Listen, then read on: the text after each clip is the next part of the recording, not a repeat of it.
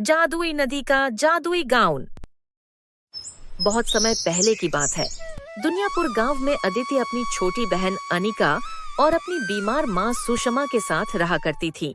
और अदिति दिन रात काम करके अपनी छोटी बहन अनिका को एक अच्छे से कॉलेज में पढ़ने के लिए भेजा करती थी, ताकि वह पढ़ लिख कर अपनी जिंदगी में कुछ बन सके। क्योंकि अदिति के पिता के देहांत के बाद घर की सारी जिम्मेदारी अदिति के कंधों पर आ जाती है, जिसकी वजह से अदिति को अपनी पढ़ाई बीच में ही छोड़नी पड़ती है।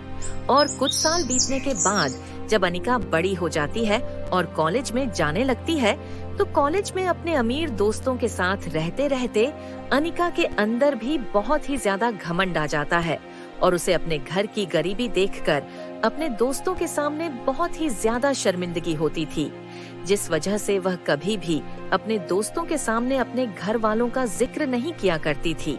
तभी एक दिन, दीदी, अब मैं बड़ी हो गई हूँ, तो आप मुझे इस तरह रोज रोज कॉलेज छोड़ने मत आया करो। मैं अपने कॉलेज अपने आप ही आ सकती हूँ। हाँ मेरी प्यारी बहन, मुझे पता है, लेकिन तुझे तो पता है मैं भी इसी रास्ते से अपने काम पर जाती हूँ, इसलिए मैं सोचती हूँ कि क्यों ना मैं तेरे साथ ही अपने काम पर जाने के लिए निकल जाया करूँ। ओह माय गॉड दीदी, आप और आपकी सोच। चलिए अब जाइए, मेरा कॉलेज आ गया है। अपनी बहन की ऐसी बातें सुनकर अदिति को बहुत बुरा लगता है, लेकिन वह बिना कुछ बोले चुपचाप अपने काम पर चली जाती है और मुखिया के घर साफ सफाई का काम करने लगती है। और दिन रात काम करने के बाद भी अदिति अपने लिए कुछ नहीं कर पाती थी, क्योंकि वह अपनी कमाई का सारा पैसा अपनी बहन अनिका की ख्वाहिशों को पूरा करने में लगा दिया करती थी। ऐसे ही आज भी जब अदिति काम से थक हार कर घर वापस आती है, तो उसकी माँ उससे कहती है, अरे मेरी बच्ची, तू सच में कितनी बड़ी हो गई है, जो पूरे घर की जिम्मेदारी अकेले ही उठाती है। लेकिन बेटा, इन सब की वजह से तू अपनी जिंदगी जीना तो पूरी तरीके से भूल ही गई। कम से कम अपने ऊपर भी तो थोड़ा सा ध्यान दे दिया करो। लगता है मुझे अब तेरी शादी ही करवा देनी चाहिए। अरे माँ, अगर मैं शादी कर लूंगी तो आप दोनों का क्या होगा? अरे बेटी अनिका है ना, जिसे तू इतना पढ़ा लिखा रही है, आखिरकार वो आगे चलकर कोई नौकरी तो करेगी ही ना, तो बस उसी से हमारे घर का खर्चा चल जाया करेगा। अपनी माँ की यह बात सुनकर अनिका कहती है, माँ, यह आप कैसी बातें कर रही हो? आप ऐसा सोच भी कैसे सकती हो? मैं आपको बता देना चाहती हूँ कि मैं यह पढ़ाई लिखाई आपको एक बेहतर जिंदगी देने के लिए नहीं कर रही हूँ, बल्कि इसलिए कर रही हूँ ताकि मुझे कोई अमीर और अच्छा लड़का मिल सके और मैं उसके साथ एक सुकून भरी जिंदगी गुजार सकूं और आपके इस गरीब खाने से बाहर निकल सकूं। अनिका, तू ये माँ से किस तरीके से बात कर रही है? अरे शादी तो एक ना एक दिन सबकी ही होनी है, लेकिन तुझे इस समय अपने घर की स्थिति देखनी चाहिए और तू है कि तुझे अपनी शादी की पड़ी है। तुम तो अपना मुंह बंद ही रखो। तुझ जैसी अनपढ़ गवार लड़की से भला कौन शादी करेगा? अगर तुम्हारी शादी नहीं होगी तो क्या मैं जिंदगी भर इस घर में कुंवारी ही पड़ी रहूंगी? अपनी बहन की ऐसी बातें सुनकर अदिति को बहुत ही बुरा लगता है और उसकी आंखों में आंसू आ जाते हैं। नहीं मेरी प्यारी बहन, मैंने ऐसा तो नहीं कहा। तू चिंता मत कर, तेरी बहन तेरे लिए दुनिया का सबसे अच्छा रिश्ता ढूंढ कर लाएगी। जैसे आज तक तेरी हर ख्वाहिश को पूरा करती आई हूँ, वैसे ही आज भी तेरी इस ख्वाहिश को मैं जरूर पूरा करूँगी। चलो अच्छा है, कम से कम तुम्हें अपनी जिम्मेदारी का एहसास तो हुआ। इतना कहकर अनिका वहाँ से चली जाती है। तभी सुषमा अदिति से कहती है, बेटी तू चिंता मत कर, तुझे तो पता है ना ये बचपन से ही ऐसी है। और वैसे भी मैंने तुझे पहले भी कहा था, इसे इतना लाड प्यार मत दे। देखा ना आज कैसे तेरे ही सर पर खड़ी होकर नाच रही है। अरे इससे क्या पता कि इसके लिए तूने अपनी कितनी खुशियों को कुर्बान किया है। कोई बात नहीं माँ, अनिका मेरी छोटी बहन है और उसके लिए ये सब करना तो मेरा फर्ज बनता है ना, इसलिए आप ये सब छोड़िए और चलकर खाना खा लीजिए। इसी तरह दिन बीत रहे थे। तभी एक दिन अदिति अनिका को मुखिया के बेटे रोहित के साथ घूमते हुए देख लेती है। तभी उसी समय अदिति घर आकर अनिका से कहती है, अनिका, ये सब क्या है? क्या तुम्हें इसलिए कॉलेज पढ़ने के लिए भेजा जाता है? तुम मुखिया जी के बेटे के साथ क्या कर रही थी? अरे तुम्हें अपने परिवार की इज्जत की जरा सी भी परवाह नहीं है। अच्छा, तो तुम्हें मुझसे जलन हो रही है क्योंकि मुखिया जी का बेटा मेरे साथ है, तुम्हारे साथ नहीं। बस बहुत हो गया अनिका। मेरे कहने का मतलब यह नहीं है। मैं तो बस इतना कह रही थी कि अगर तुम्हारे मन में कोई बात है तो तुम मुझसे आकर कहो।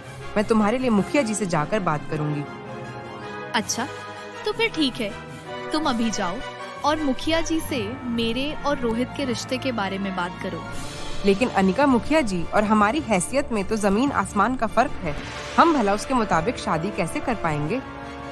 मुझे तो पहले ही पता था तुम ऐसा ही कहोगी, क्योंकि आज तक तुम और तुम्हारी इस गरीबी ने मुझे दिया ही क्या है, बस इस गरीबी भरी जिंदगी के सिवा। इतना बोलकर अनिका गुस्से में वहाँ से चली जाती है और अपनी बहन को इस तरह दुखी देखकर अदिति को बहुत बुरा लगता है। इसलिए वह अगले दिन ही मुखिया जी से अपनी बहन अनिका और रोहित के रिश्ते के बारे में बात करती है। तभी मुखिया कहता है, देखो अदिति, तुम एक बहुत अच्छी लड़की हो और मैं तुम्हें बचपन से ही जानता हूँ कि तुमने किस तरह अपने घर की जिम्मेदारियों को हमेशा निभाया है। इसलिए मैं तुमसे दहेज की कोई मांग नहीं करूंगा। लेकिन हाँ, मैं इतना जरूर चाहता हूँ, तुम मेहमानों की खातिरदारी में किसी तरह की कोई कसर नहीं छोड़ोगी और शादी भी पूरी धूमधाम से करवाओगी। आपका बहुत बहुत शुक्रिया मुखिया जी। मैं आपको शिकायत का कोई मौका नहीं दूंगी। इतना सुनकर अदिति बहुत ही ज्यादा खुश हो जाती है और फिर घर आकर वह ये खुशखबरी सबको बताती है और अपनी माँ से कहती है, माँ, यह सब तो ठीक है, लेकिन मुखिया जी ने कहा है कि शादी बिल्कुल धूमधाम से होनी चाहिए और मेहमानों की खातिरदारी में किसी भी तरह की कोई कमी नहीं होनी चाहिए। लेकिन माँ, मैंने तो बस थोड़े ही पैसे जमा कर रखे हैं। भला उतने पैसों में क्या होगा? बेटी, तू चिंता मत कर, मेरे पास एक सोने का हार है, तू उसे बेचकर शादी की तैयारी कर ले। इतना सुनकर अदिति बहुत खुश होती है। अगले दिन वह अपनी माँ का हार बेचकर अपने बचाए हुए पैसों को इकट्ठा करके अलमारी में रख देती है ताकि वह उन पैसों से शादी की तैयारियां कर सके। लेकिन जब अदिति शाम को घर वापस आती है तो वह देखती है कि अनिका के हाथ में एक बहुत ही महंगा लहंगा होता है जो वह अपनी माँ को दिखा रही होती है और कहती है, देखो माँ, ये लहंगा दिखने में कितना खूबसूरत लग रहा है और इसे पहनकर तो मैं बिल्कुल राजकुमारी जैसी लगूंगी। लेकिन अनिका, इतना महंगा लहंगा खरीदने के लिए तेरे पास पैसे कहाँ से आए? अरे तुम्हें तो हमेशा हर चीज का जवाब ही चाहिए होता है। अलमारी में जो पैसे रखे हुए थे, मैंने उन्हीं पैसों से ये लहंगा खरीदा है। अनिका, ये तुमने क्या किया? मैंने वह पैसे तुम्हारी शादी की तैयारियां करने के लिए रखे थे। अब भला मैं शादी में आए मेहमानों की खातिरदारी कहाँ से करूँगी? अरे, तुम्हें तो हमेशा मेरी चीजों से दिक्कत ही होती है। तुम्हें क्या लगता है तुम जो काम करती हो बस वही सही होता है? अरे मुझे क्या, अपनी शादी में अपने मनपसंद का लहंगा पहनने का भी इजाजत नहीं है। इसके लिए भी क्या मुझे तुमसे पूछना पड़ेगा? और इस तरह अनिका हमेशा सिर्फ अपने बारे में ही सोचा करती थी। उसे अपने परिवार की गरीब स्थिति को देखकर भी उन पर तरस नहीं आता था और अपनी बहन की इन्हीं सब हरकतों को देखकर आनंदी बहुत ही ज्यादा परेशान हो गई थी। इसलिए वह चुपचाप नदी के पास जाकर बैठ जाती है और कहती है, काश मेरी भी जिंदगी इस नदी की तरह बिल्कुल शांत होती। ना इसमें कोई दर्द होता, ना ही कोई तकलीफ। पता नहीं अब मैं आगे ये सब कैसे संभालूंगी। कुछ दिनों में मेरी बहन की शादी है और मेरे पास शादी की तैयारियां करने के लिए एक फूटी कोरी भी नहीं है और ना ही मेरी बहन को इससे कोई फर्क पड़ता है। अदिति के इतना कहते ही उस नदी में से एक आवाज आती है, अदिति, तुमने आज तक कभी भी हार नहीं मानी, तो तुम फिर आज इस तरह कैसे टूट सकती हो? अरे कौन हो आप, और आप मुझे दिखाई क्यों नहीं दे रही? अदिति, सामने देखो, मैं एक नदी हूँ जिसके सामने बैठकर तुम अपना दर्द बांट रही हो। इसलिए मैंने सोचा क्यों ना मैं तुम्हारे इस दर्द को कम करने में तुम्हारी मदद करूं। लेकिन भला एक नदी कैसे बोल सकती है? क्योंकि मैं एक जादुई नदी हूँ और तुम्हें इस तरह परेशान देखकर मुझे बिल्कुल भी अच्छा नहीं लग रहा है। आपका बहुत बहुत शुक्रिया जादुई नदी, कम से कम किसी को तो मेरी तकलीफ दिखाई दी। अदिति, मेरे पास तुम्हारी इन तकलीफों का एक बहुत ही बढ़िया इलाज है। ये लो अदिति। इतना बोलकर जादुई नदी अदिति को एक बहुत ही सुंदर जादुई गाउन देती है और कहती है, अदिति, ये लो, ये एक जादुई गाउन है। इसे पहनते ही तुम अपनी कोई भी इच्छा इससे पूरी करवा सकती हो, क्योंकि यह तुम्हारी सारी इच्छाओं को पूरा करेगा।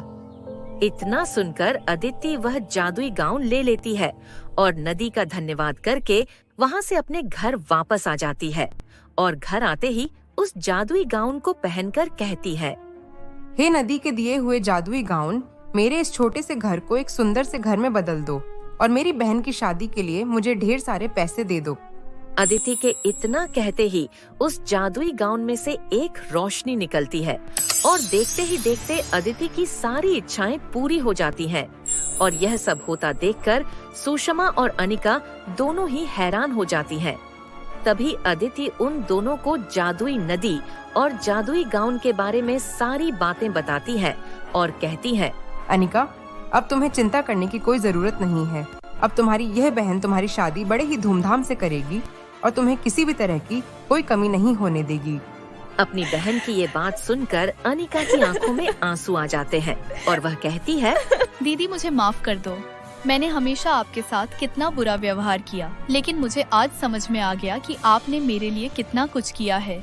इसलिए आज अपनी इस नादान बहन को माफ कर देना दीदी।